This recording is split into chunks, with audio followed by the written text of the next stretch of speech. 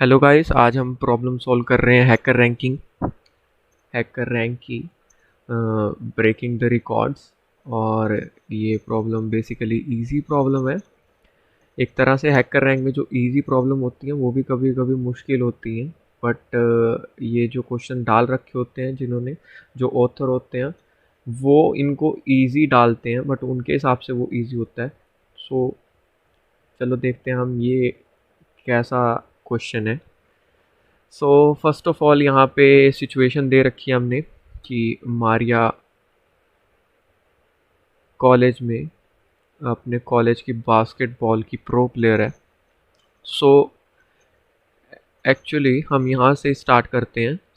यहाँ पे हमारे पास स्कोर्स हैं, जैसे कि 12 आ गया, 24 आ गया, 10 एंड 24। यहाँ पे हम देख सकते हैं कि ये हमारे पास स्कोर्स हैं और ये जो स्कोर्स हैं यही वाले स्कोर है, एग्जैक्टली ये वाले। और ये हमने जस्ट काउंटिंग दे दी है। ये जो स्कोर्स है 12 है। इसमें हम मान सकते हैं कि इसका मिनिमम भी 12 होगा। जस्ट हम मान के चल रहे हैं यहाँ पे। एंड हम इसका n/2 दे सकते हैं। बट ये उतना डिपेंड नहीं करेगा हमारे टेस्ट केसेस पे या फिर कह सकते हैं हमारे आउटपुट पे। हम जनरली उसके बारे में बात करते हैं जिससे ये क्वेश्चन सोल्व होगा एक्चुअली में। चलो हम देखते हैं। बेसिकली पहले हमें चाहिए क्या? हमें इनपुट में चाहिए नंबर ऑफ n, मतलब कि हमारा एरे होगा वो कितने साइज़ का होगा। और उसके बाद में हमें चाहिए कि स्कोर्स, हमें स्कोर चाहिए 0 से लेके n-1 तक। ऑब्वियसली हमें पता है कि हमारा जो लूप होता है वो 0 से स्टार्ट होता है और वो n-1 तक चलता है। हम यहाँ पे प्रिंट करवाएंगे, मतलब हम इनपुट देंगे स्कोर्स को। ये हमने दिए 9 नंबर्स। यू कैन काउंट, ये 9 है पूरे। यहाँ पे हमें क्या पता लगाना है कि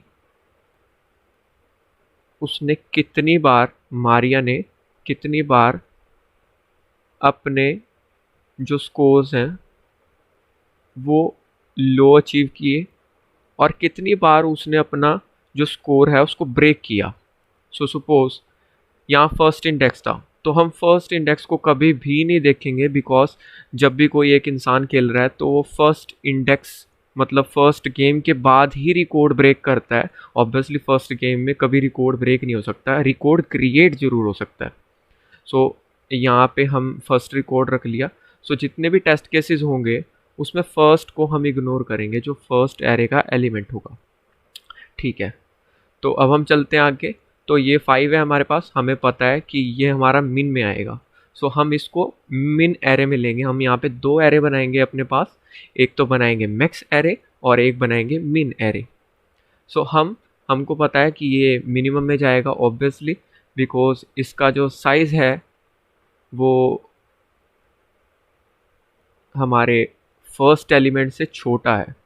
हम इसको ऐसे भी देख सकते हैं कि हमारे फर्स्ट एलिमेंट से अगर इसका साइज़ छोटा है तो यस, ये हमारा जाएगा मिन में। हम इसको मिन में सेंड कर देंगे, तो ऑब्वियसली ये मिन में आ गया। हम इसके बाद i++ करेंगे, तो उसके बाद हम देख लेंगे कि ये 20 है यहाँ पे।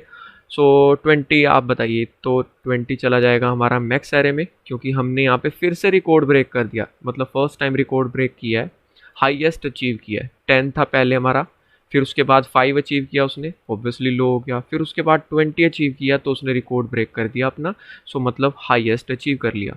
फिर उसके बाद 4 पे गई, तो मतलब उसने अपना लोएस्ट को और लो कर लिया उसके बाद, तो वो लोएस्ट में एक और अचीव हो जाएगा।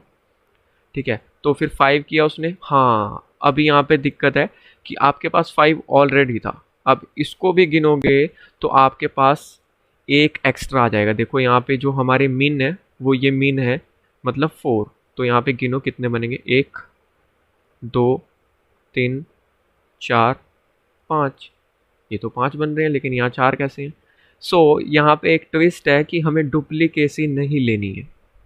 अब डुप्लीकेसी होगी तो हम उनको सेम रैंक पे रखेंगे। यहाँ पे इस क्वेश्चन में मेंशन्ड है कि यहाँ पे हम रिकरिंग काइंड ऑफ रैंकिंग कर रहे हैं, मतलब कि जिसकी रैंक अगर दोनों की सेम है तो उनको एक ही रैंक पे रखा जाएगा।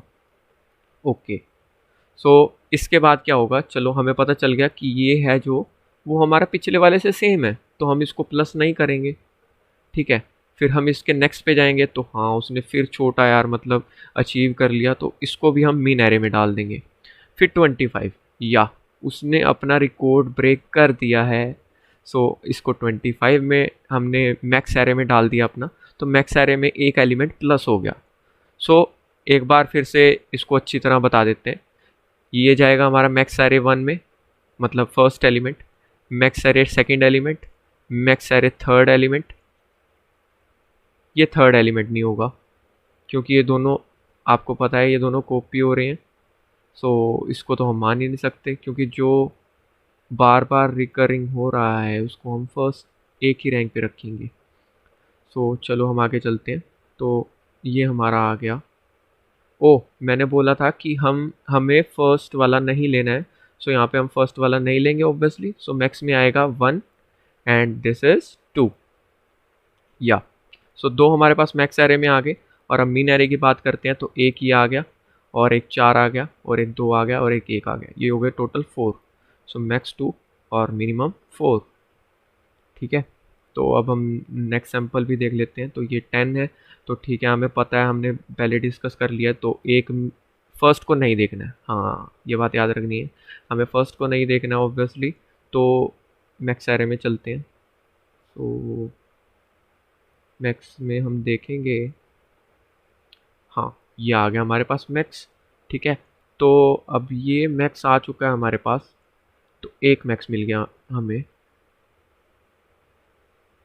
ये भी मैक्स भी माना जाएगा, हम मान सकते हैं इसको मैक्स, क्योंकि हमारा फर्स्ट एलिमेंट है जो उसका ब्रेक रिकॉर्ड कर दिया इसने। सो एक मैक्स आ गया यहाँ पे, एंड सेकंड मैक्स आ गया, यहाँ पे हमारा थर्ड मैक्स आ गया। तो इसको मैक्स ना मानो, क्योंकि ऑलरेडी हमारे पास 36 है जो वो रीसेंट नंबर है। तो करंट मैक्स हमारे पास है, तो हम उससे बड़ा देखेंगे ना। तो ये आ गया हमारा करंट मैक्स से बड़ा। सो इसको हम कर देंगे प्लस। तो टोटल हो गए हमारे जो 4, 4 हमारे मैक्स में आ गए। अब देखते हैं हम स्मॉल कितने हैं। तो स्मॉल में यहाँ पे देखेंगे कि यार उसने स्मॉलेस्ट अचीव किया है क्या। तो फर्स्ट से करना है, मेरे को पता है कंपेयर मेरे को फर्स्ट से करना है। तो मैं देखूंगा पूरे एरे में अपने सर्च किया, यार नहीं नहीं नहीं नहीं, ये तो उसने ज़्यादा अचीव कर लिया। सो यहाँ पे हमें कोई भी स्मॉलेस्ट एलिमेंट नहीं मिला कि जो उसने, उसकी जो परफॉर्मेंस है वो डिक्रीज़ हुई नहीं है। तो ठीक है, हम इसको ज़ीरो रख देंगे। सो ये बिल्कुल सिंपल प्रॉब्लम है। तो अब हम इसको कोड पे आते हैं। सो यहाँ पे जनरली मैंने ऑलरेडी कोड इसको सॉल्व कर रखा है, और सारे टेस्ट केस भी हमारे पास हो चुके थे सक्सेसफुली।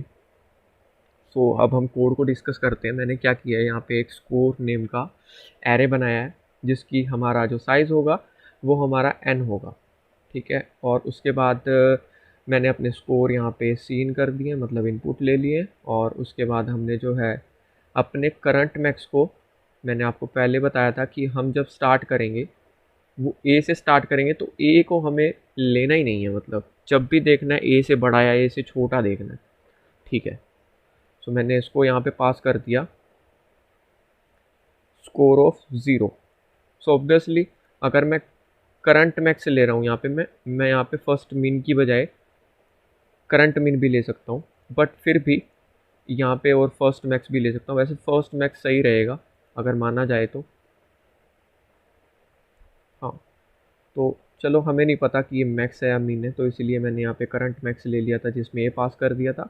एक वेरिएबल ले लिया था मैंने फर्स्ट मीन, तो जिससे मेरे को पता चल जाए कि मेरे को इससे कंपेयर करना है। तो उसके बाद मैंने यहाँ पे 2 वेक्टर बनाए हैं, क्योंकि यार मेरे को जो पुश बैक करना था, मेरे को अपने मैक्स और मीन पुश बैक करने थे, तो ऑब्वियसली मेरे को 2 वेक्टर की ज़रूरत पड़ी यहाँ पे।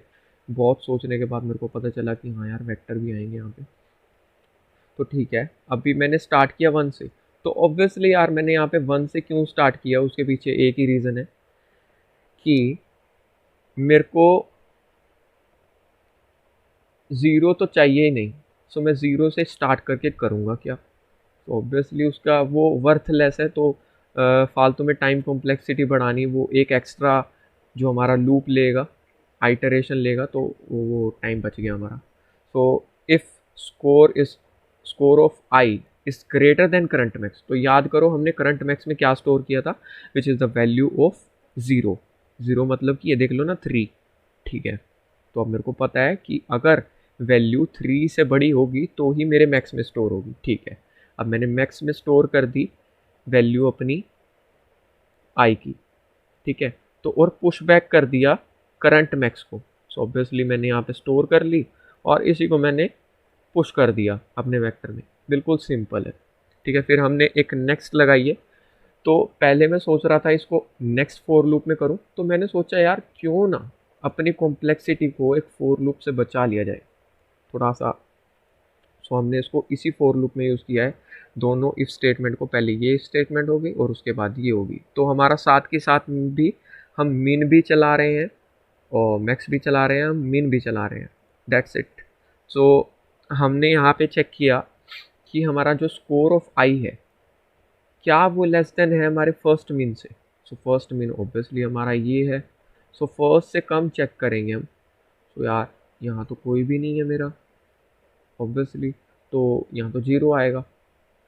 और हाँ, और एक कंडीशन थी जिसके लिए मेरे को सोचना पड़ा था थोड़ा, कि वो मेरी याद है आपको, मैंने जो आपको पहले बताया था कि ये रिपीटेशन नहीं चाहिए हमें। सो हम क्या करेंगे कि if first min not equal to score I. First min not equal to score I का मतलब क्या है कि यहाँ पे अगर आप देखोगे कि फर्स्ट मिन में मेरी वैल्यू स्टोर हो रही है स्कोर आई की। अभी मैं समझाता हूँ ये बात आपको, अभी समझ नहीं आ रही होगी ये, बट अभी क्लियर हो जाएगी। सो पहले मैंने अपना फर्स्ट मिन को ये रखा था। हाँ, मेरे को पता चला कि यार अभी मेरा ये है फर्स्ट मिन, क्योंकि ये छोटा है इससे, ठीक है। अब मैं गया आगे, नहीं तो ये तो बड़ा है यार, ये भी बड़ा है, ओके ये छोटा आ गया, ठीक है। लेकिन ये तो इसके इक्वल आ गया है। सो जैसे ही मेरे को इसके इक्वल वाला नंबर मिला, वैसे ही मैंने उसको स्किप कर दिया। वहाँ पे वो प्रिंट नहीं होगा, मतलब कि यहाँ पे इफ़ स्टेटमेंट में नहीं आएगा। सो वो स्किप हो जाएगा वहाँ से, और उसके बाद हमारा जो स्कोर है वो डल जाएगा हमारे वेक्टर में। और फाइनली हमने जो है अपने मैक्स के साइज़ को प्रिंट करा लिया और हमने मिन के साइज़ को प्रिंट करा लिया। That's all. एंड यार मैं एक चीज़ बताना भूल गया था कि यहाँ पे मैंने वेक्टर इसीलिए यूज़ किया है क्योंकि मेरे को पता नहीं था एक्चुअली में कि कितने एलिमेंट मेरे ऐड होंगे।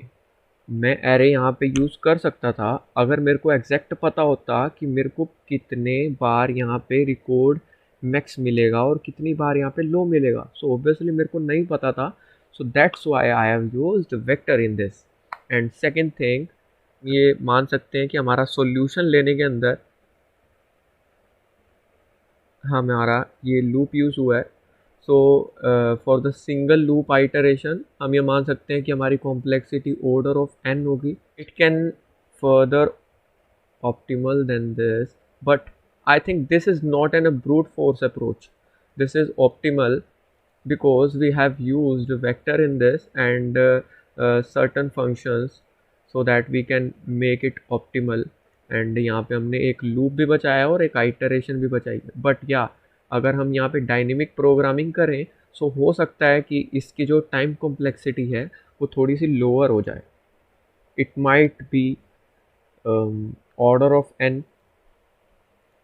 सो या हम मान सकते हैं कि अगर ये ऑप्टिमल सॉल्यूशन भी होगा तो भी हमारी कॉम्प्लेक्सिटी है वो greater than order of n होगी या equal to order of n भी हो सकती है। So that's all. और इसी के साथ साथ हमारे सारे केसेस जो हैं वो कंप्लीट हो गए और इसी के साथ साथ हमारी ये प्रॉब्लम भी सक्सेसफुली सोल्व हो गई। Thank you so much for watching. अगर आपको पसंद आया तो वीडियो को